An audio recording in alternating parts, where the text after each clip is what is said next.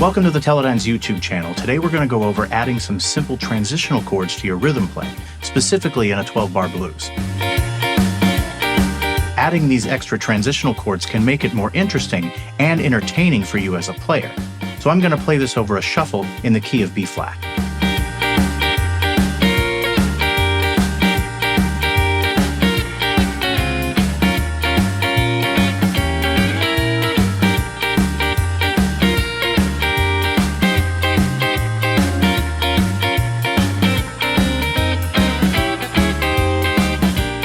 So when you're playing over a rhythm like this, you usually want to use upstrokes so you're playing on the upbeat. And when you transition from chord to chord, you can throw in some downstrokes like this. And kind of play around with the rhythm a little bit. The best thing to do, of course, is to listen to this genre of music and play along with it and kind of get a feel for it. So let's go over the chords that I'm playing. On the 1, of course, I'm playing a B flat, but in the form of a B flat 6. And in between the B flat 6, you can jump to a D flat 13 and kind of add a little variation to the rhythm. Then when you transition to the 4 chord, you can chromatically descend from the B9 to the B flat 9. We've all heard that before. Then to an E flat 9.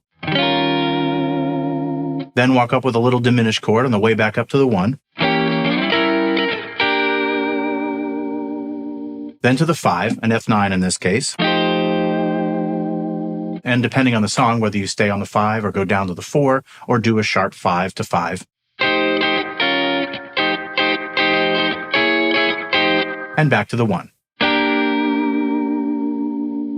And here's a little turnaround you can use to make it sound a little more interesting.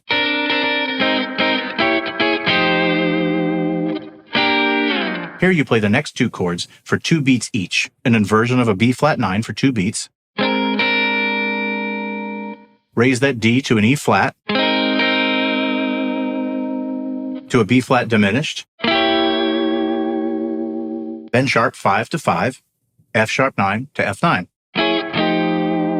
Back to the 1. And if you want to get real fancy, you can add a few more transitional chords with a few passing and substitutions.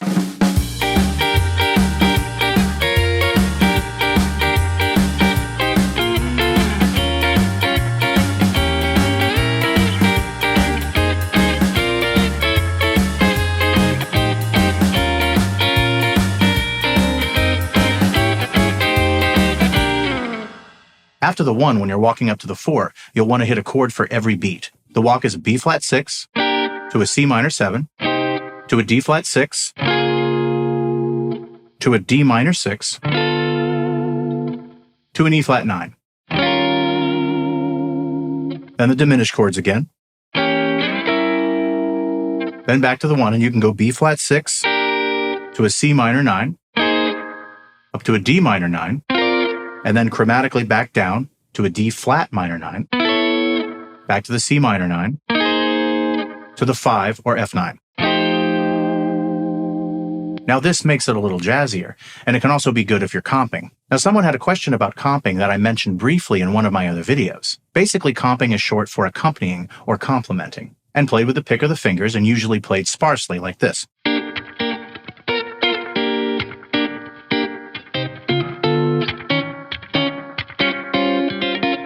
Think of a piano in a jazz band, and it can also apply to specific rhythmic figures, like this.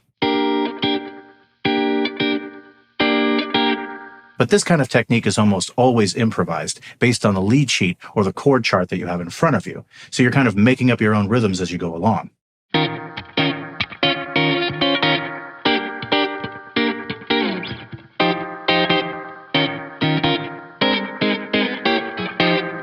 And a little trick for when you're soloing, you can play over those transitional chords instead of just a 1-4-5.